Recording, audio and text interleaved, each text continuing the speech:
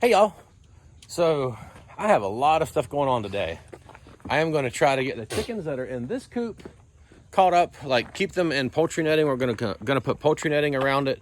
We're going to take the chickens that have been sleeping in the barn, try to move them into that coop today, hook power to the poultry netting to keep the cows out. That's always been our issue, is the cows walk through the poultry netting to get to the chicken feed, and then it's just a big mess, like just hard to keep them wrangled. So I'm going to put power. I've got a pretty good battery powered energizer to hook up to it, and it usually works pretty good.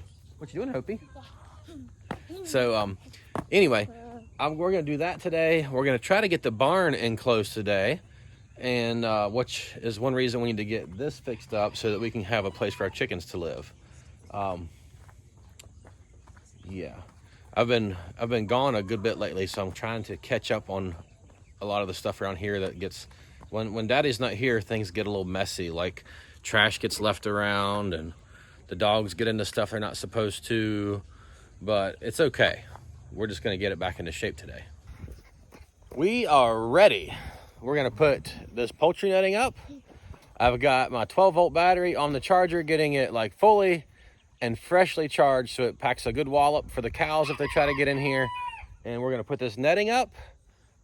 We haven't let these chickens out on purpose today because they like to go scratch around in the woods, and I don't want them to do that today. I want to keep them in the netting. I'm afraid if I let them out now that they'll never come back until this evening.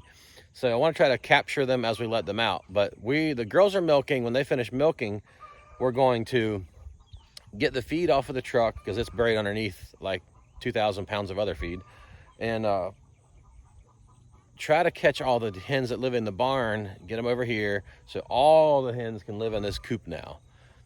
We'll see how it goes.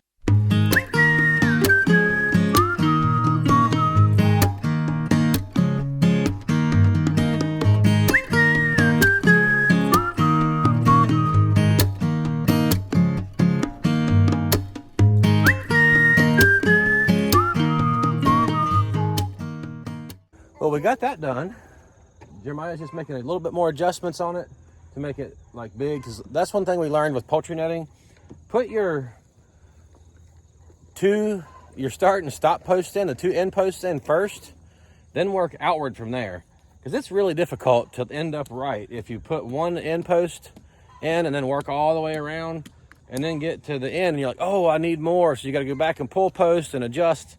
Much easier just to put your two posts in first, the two end posts, and work out from there. This is the Gallagher Poultry Netting.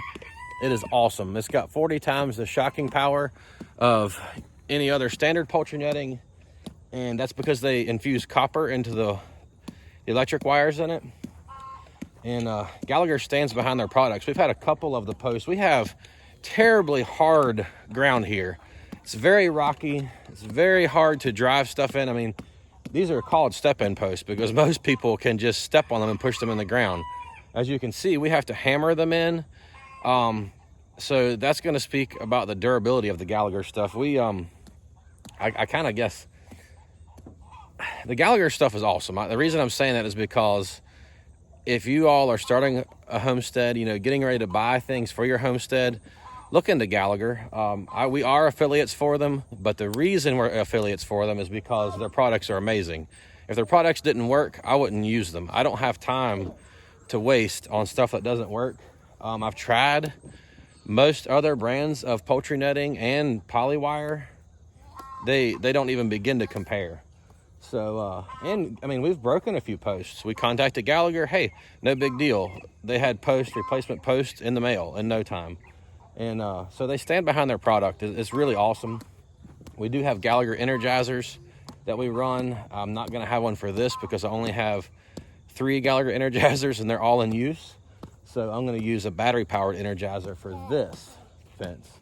And I think it's going to work. But we've got to unload feed as soon as those girls are finished milking, which they just about are. I think they're on the last cow.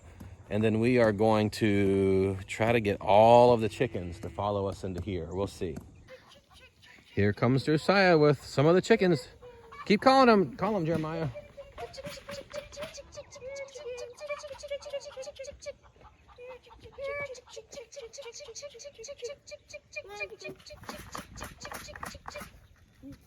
Come on, chickens.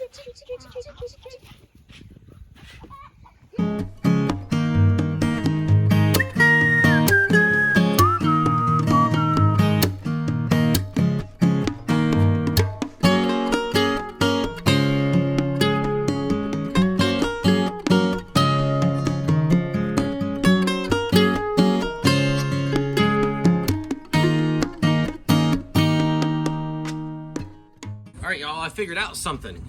So all these buckets that are stuck together, I mean, if you've homesteaded, you probably know about this problem. People give you buckets, they're stuck inside each other, and it's very, very difficult to get them loose. I figured out this works very good this morning. So if I come right here, stick it between the two, and just kind of twist it like that, check that out. This one I don't need if I can get it in there or not, but I can take this in and just pry a little bit. Go this to this side, pry it a little bit, pry it a little bit, then I'm going to turn it in there like that. Just keep working it, and there it's out.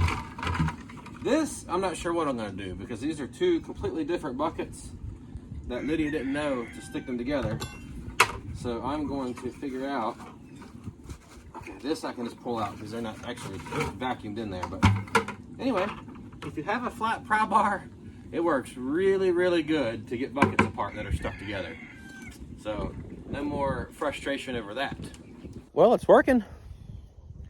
So far, I don't think any chickens have escaped. The cows haven't gotten in. So we hung their water up right there. They still have feed in here. They're just content to hang out in here and do chicken things. So that's pretty good. I still haven't had a chance to hang their nesting box in there, but I'm going to do that. But they do have the nesting box built into the back of the coop, and that's always worked pretty good. So I kind of like it.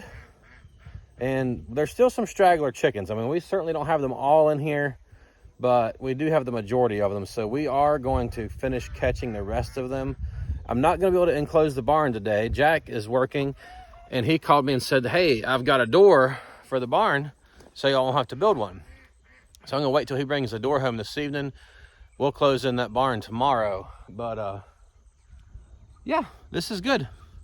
Anyway, hope you enjoyed this video. You all, if you're not subscribed, please subscribe to our channel. Click the like button. Click the notification bell. YouTube will notify you every time we upload a video. And leave a comment below. Let us know what you're doing on your homestead, what you think of what we're doing, any questions you may have, just general chit chat, you know. Anyway, we'll catch y'all in the next video.